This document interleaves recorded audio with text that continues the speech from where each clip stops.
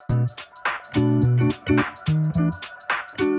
everyone, I'm Crystal from Student Involvement, and I'm going to be teaching you today how to make homemade peanut butter cups. So the first thing you want to do is get some chocolate. It comes in a big brick like this. If you can't find that, you can always use chocolate chips or baking candy melts. And then you'll want to get some petit fours. If you can't get a hold of these, you can make them with tin foil in your ice cube tray. So once you've got your chocolate, you're going to chop it all up like this and melt it in a double boiler. So I've got water inside the second pot here.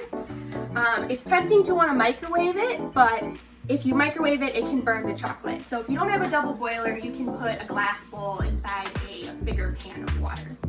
So once you've got your chocolate melted, you'll take a spoon and put a small amount into the bottom of the cup.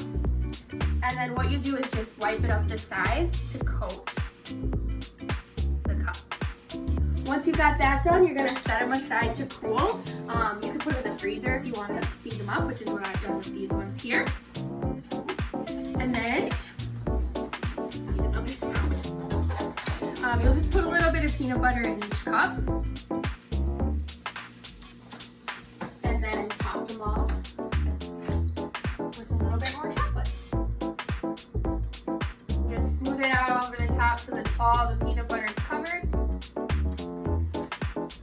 And then you have your peanut butter cup. And once they're all cooled, they'll look like this and they'll taste delicious. Thanks for watching. Everybody stay inside, be careful, and we'll see you in the fall.